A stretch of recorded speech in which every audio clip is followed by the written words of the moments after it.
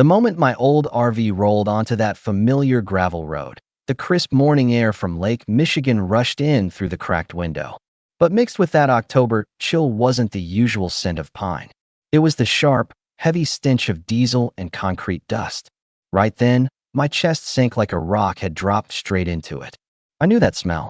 I'd breathed it in 1,000 times back when I was a firefighter, and it never meant anything good.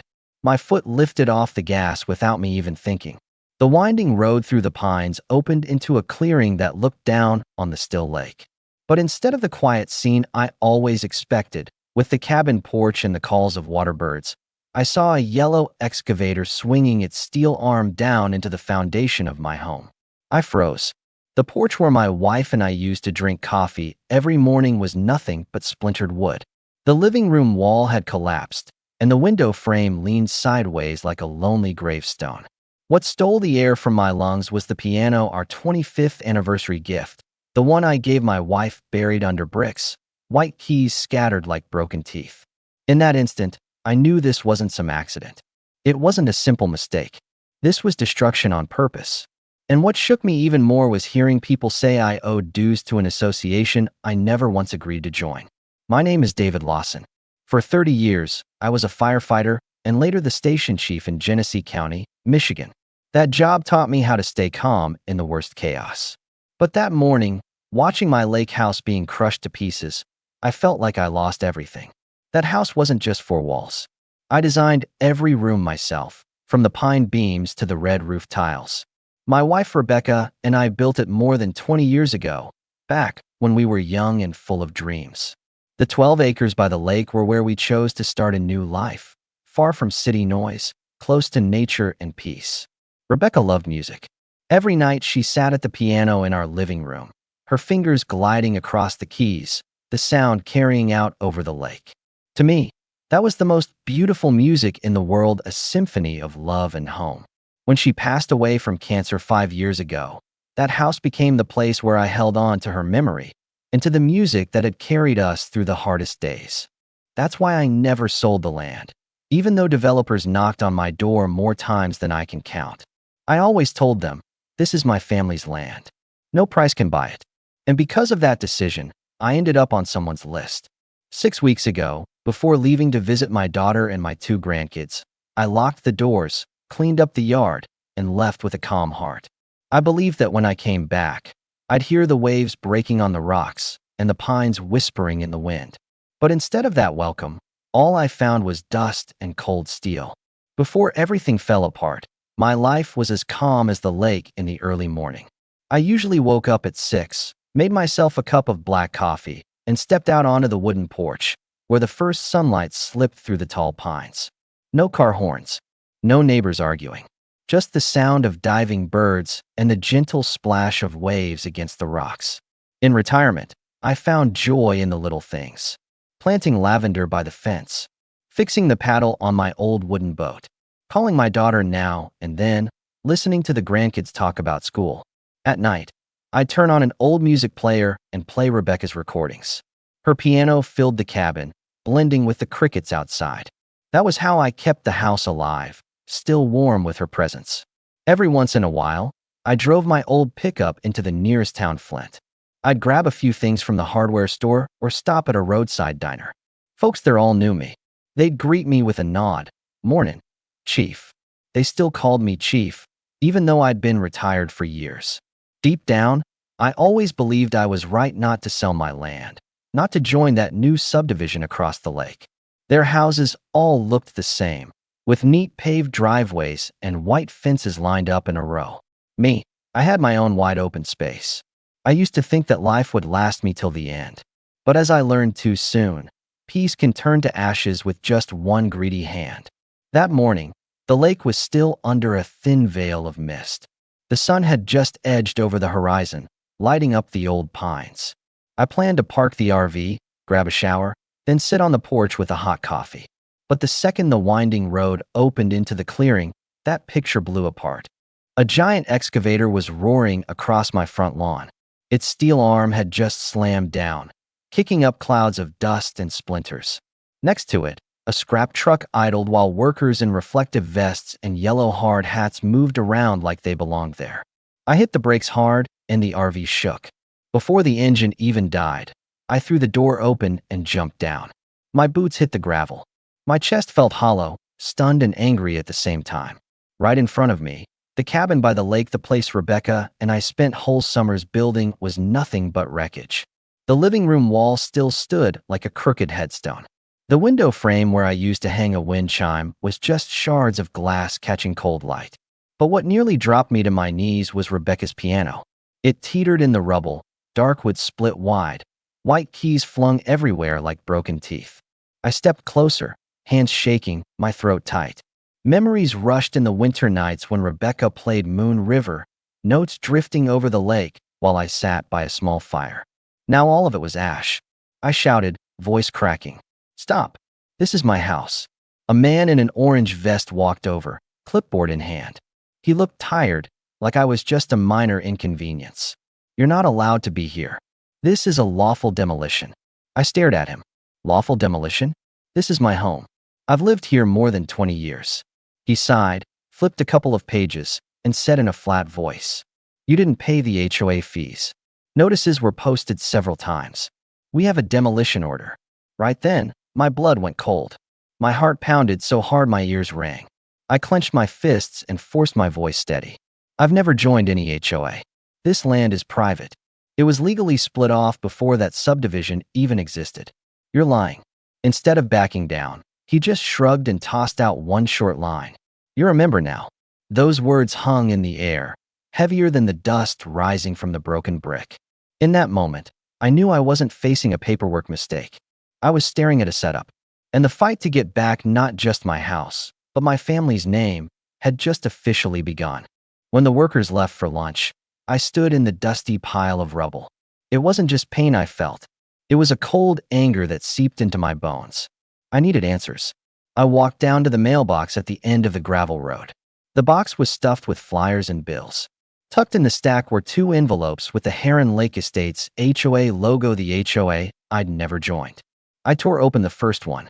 Inside was a member dues owed notice for nearly $3,000, with a warning about liens and enforcement if it wasn't paid. The second envelope hit me harder. Minutes from an HOA meeting 4 months ago that showed a vote to reincorporate my parcel to preserve the lakeside aesthetic. A red line underlined a note. Majority approved Lawson's land, now officially part of HOA. I laughed out loud. A handful of strangers sitting in a room could vote and turn 20 years of my work into theirs? No way. I called the county land office. A staffer named Emily answered, still sounding sleepy. I read her my parcel number and asked them to check.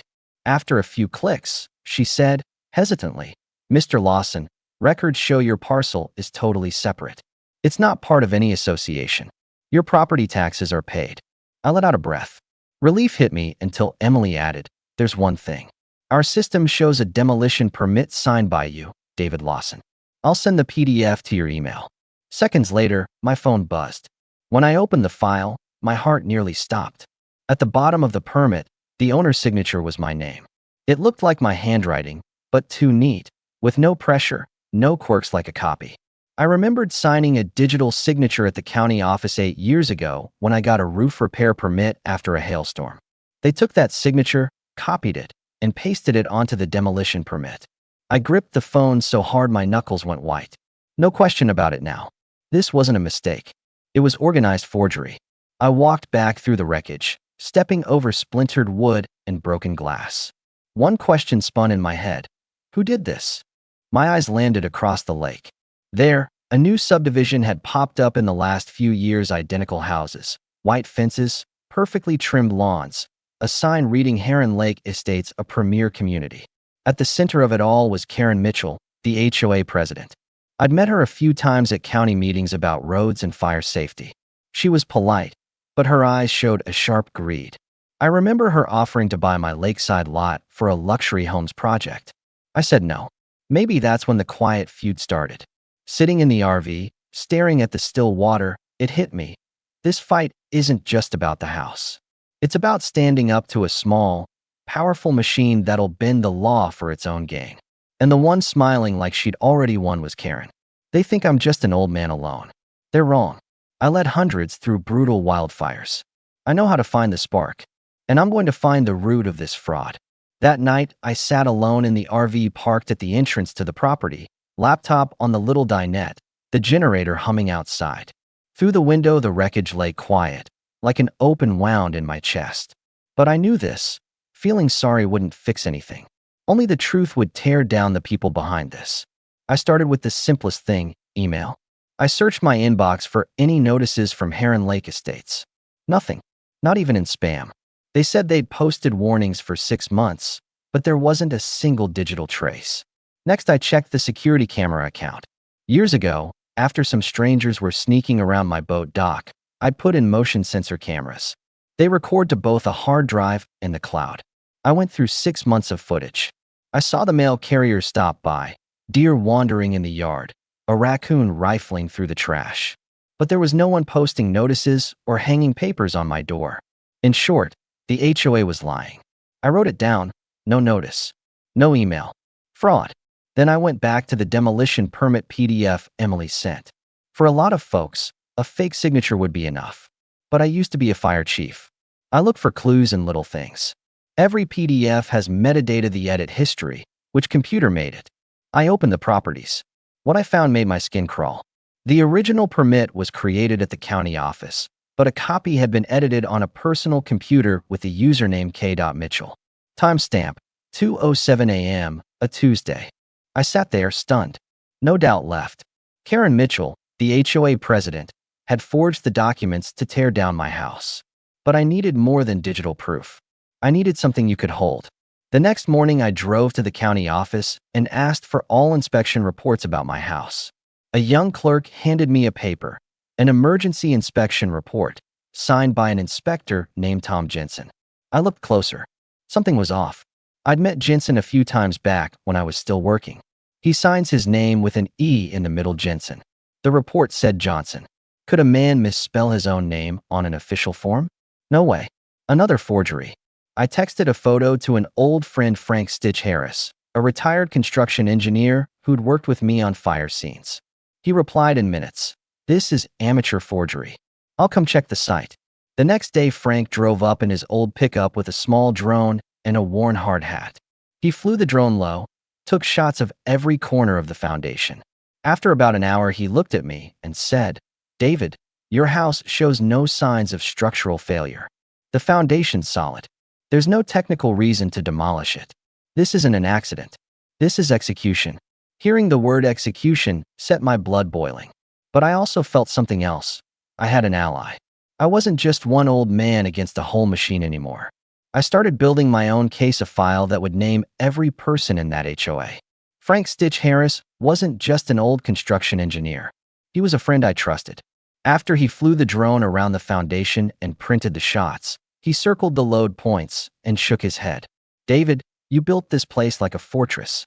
They'll say it's deteriorated? No way. I'll back you up with my professional opinion." Hearing that, something lifted in me. I wasn't alone anymore. But I knew Frank and me weren't enough. Karen Mitchell had been running that neighborhood for years.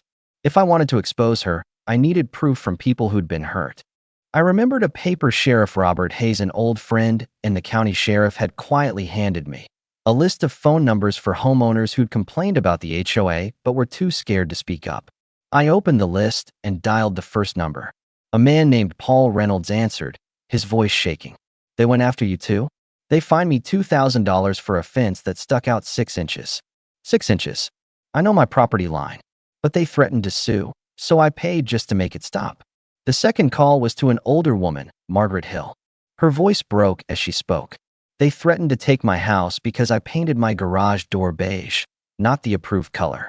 I've lived here 40 years. I painted those doors myself. Now I'm fined for not being aesthetic." I listened and wrote everything down. Each story showed the same pattern. Karen Mitchell and the HOA using power to shake down residents. The one that stuck with me came from Mark Evans. He met me in his backyard. His wife was pushing his frail mother in a wheelchair. Mark pointed to the high porch steps and said, voice tight, "I wanted to build a ramp so my mother-in-law could get in and out." Karen rejected it. She said the wood I wanted isn't on the approved materials list. I argued, They sent threatening letters, and I had to stop. My mother-in-law's been stuck inside for almost a year. My throat tightened. I pictured Rebecca if she were still alive. She'd need that ramp someday. The thought lit my anger, but it also hardened my resolve. I put my hand on Mark's shoulder. Get ready. As long as I'm around, no one's going to stop your family from building that ramp. His eyes brightened. For the first time all afternoon, I saw hope. That night, I went back to the RV with a growing file. Foundation photos, forged reports, PDF metadata, and neighbors' statements. This community wasn't just bullied with fines. They were silenced by fear of threats, fear of losing their homes, fear of extra fees. But now it was different. They knew I'd stand up. I had Frank, and I had the facts. Staring at the still lake, I whispered to myself, Karen thinks she runs this place. She doesn't know I've got the kindling to burn that fake throne down. The day of the HOA meeting was cold, Michigan cold, with wind cutting through rows of red maples. I wore a thick coat and carried a fat stack of files Frank had helped me organize. There were tax maps, the forged demolition permit, photos showing the foundation intact, and a technical analysis report. Each packet was neatly clipped together, 10 copies total. I planned to hand one to every board member and any resident who showed up. The meeting room was inside the Heron Lake Estates clubhouse, a chilly building, beige walls, folding chairs in straight rows. The air smelled like cold coffee and bleach. About 15 residents sat scattered around, worn out. At the head table sat 5 HOA board members, and in the middle was Karen Mitchell. She wore a dark blue suit, lips pinched into a polite smile, eyes scanning everyone. I sat at the back, waiting. Karen opened the meeting in a sharp tone. First, we'll discuss fence height rules. Then, we'll cover a proposal to change the flowers in the little park. Remember, it's all about maintaining aesthetic uniformity. She said it like she ran a tiny kingdom. When her eyes landed on me, that smile froze. I saw irritation flash across her face. At new business, I stood up. The room turned. Karen planted her hands on the table, voice sour. Mr. Lawson, this meeting is for HOA members. You have no standing to be here. I walked slowly to the table and set the thick stack in front of her. I'm not here as a member. I'm here as the homeowner you illegally destroyed. The room went quiet. I handed out the packets to the residents. Pages rustled. People bent over and read. It's all here, I said loud and steady. Page 1. The tax map showing my land is not part of the HOA. Page 2. The demolition permit with a forged signature copied from a 2014 county file. Page 3. A fake inspection report with the inspector's name misspelled. And here, I held up the drone photo. The foundation is sound. There was no safety reason to demolish. Murmurs spread through the room. An older board member pushed his chair back, his face pale. Karen kept a forced smile, voice thin. These documents aren't verified. This is slander. I didn't answer right away. Instead, I pulled a small recorder from my pocket and pressed play. Karen's voice filled the room, clear, from the internal forum recording I'd found. If he won't sell, we'll force a compliance lien. We'll make a reason. Trust me, we'll make it look legit. A gasp ran through the residents. The room fell silent. Karen's face shifted from pale to flushed, eyes wide with panic. I took another step forward, calm. The biggest proof isn't in papers or recordings.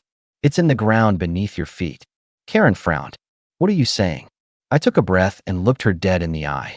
20 years ago, when the developer went bankrupt, the assets were auctioned. People bought lots to build houses. I did something different. I bought the roads, the water, the sewer, the power infrastructure, and the rights to use that infrastructure. In short, I own the roads you drive on every day. I own the sewer, water, electric, and cable you use. An uproar started. A woman blurted, "Oh my God, does that mean you can?" I nodded. Yes, I can revoke easements if agreements are violated. Tearing down my house was a severe violation. The HOA lawyer, a thin man named Charles Bennett, jumped up, voice shaking. This is overreach. No court would allow. I cut him off and, for the first time, let a small smile show. I don't need the court. I filed to terminate easements this morning. From now on, the road into this neighborhood is my private road. I'll let residents in for 48 hours to get ready. After that, a gate goes up. Shouts rose. What about the school bus? What about mail? We'll be trapped. But the anger turned away from me and toward Karen. A man pointed at her. You knew he owned this land all along, didn't you? You hid it from us. Karen stammered, her voice drowned in the rising tide of outrage. Some people stood and left, faces full of disappointment. I let them react for a moment. Then I said slowly, I don't want to be a new tyrant. I want justice. This community has been squeezed by unreasonable rules and the greed of a few. Now you have a chance to make it right, but not with Karen Mitchell in charge. I scanned the crowd. A few nodded. Some held hands. For the first time I saw them look at me not with suspicion, but with hope. In that moment, I knew the balance of power had shifted. Karen was no longer queen of that fake little kingdom. And I, the man they thought defeated, now held the proof to wipe out that whole empire. 2 days after that chaotic meeting, while the crew I'd hired was setting gate posts at the entrance to Heron Lake Lane, a police car pulled up. In the passenger seat was Karen Mitchell, hollow-eyed but still pointing wildly at me. An officer stepped out, voice firm. Mr. Lawson, we've received a complaint that you're blocking a public road and trapping residents. I didn't get angry. I opened the RV door, invited them in, and laid out the papers on the table. Tax maps, infrastructure ownership, and the file of forged evidence. The officer flipped through each page, his face growing heavier. When he reached the metadata showing K. Mitchell, he let out a quiet breath and muttered, Wire fraud forgery conspiracy. He turned to his partner and lowered his voice, just enough for me to hear. This is beyond local. We need to loop in the feds. Karen screamed. This land belongs to the community. He's lying. Arrest him. But no one moved. Instead, the officer looked at me, serious. Mr. Lawson, this case now falls to the FBI. Be ready to cooperate. A few weeks later, the final blow landed on Karen Mitchell. During an emergency HOA meeting, while she was scrambling to hold on to power, four federal agents walked in. The room went silent as they called her name and snapped handcuffs on right in front of the neighbors. Karen struggled, but all she got back were looks of contempt. Her little empire didn't end with gunfire.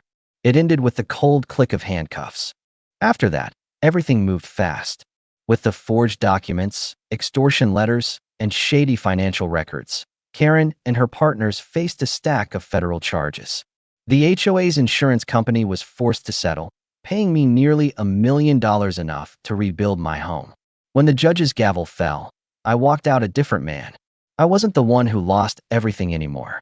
I was back in control. By the next spring, a new house stood on the old foundation. I kept the original look, but added a solid storm shelter and a gentle ramp to the front door, so if older friends or anyone in a wheelchair came by, no one would ever be blocked by some aesthetic rule. Neighbors started coming to me, asking to build something new together, not an HOA, just a voluntary agreement to chip in for road upkeep. No more petty tyrant board. No more ridiculous fines. Just people living side by side, with mutual respect. On the day we opened the new house, I built that ramp with Mark Evans for his mother-in-law. We finished it over a weekend, laughing as we worked, nothing like the old suffocating days. When she rolled down the ramp for the first time, her eyes lit up. I looked out at the sun glittering on the lake and felt the weight lift. Karen Mitchell once thought power lived in HOA votes. In the end, the truth proved something else. Real power lives in the ground under your feet and in the resolve to never bow. One afternoon, when the new house was almost finished, I found a small USB hidden inside the broken piano lid. I plugged it into my laptop, and the screen lit up with Rebecca's face. Her smile was as gentle as ever, and her familiar voice filled the room. My loves, everything will change someday, but one thing will never be lost. It's what we build inside ourselves. Things break, but they'll never take away what matters. Hearing her words, my chest tightened not with pain anymore, but with resolve. I knew this fight wasn't just about reclaiming property. It was about protecting her memory and the values we built together. The community around the lake has changed. People who once lived in fear now hold their heads high. No more absurd fine letters. No more threatening knocks at the door. Instead, weekends are spent clearing pathways, fixing fences, or just sitting on porches talking. A simple freedom, but the kind that matters. I sat on the new wooden porch, watched the sun sink behind the pines, and felt the cool breeze off the lake. The house had been taken, but truth and determination brought it back stronger than ever. And I told myself, real power doesn't come from harsh bylaws or a chair at the head of a table. Real power comes from standing up for what's right. If this story makes you think about your own home or how your community is run, share it. Because sometimes, one spark of truth is enough to burn down a kingdom built on lies.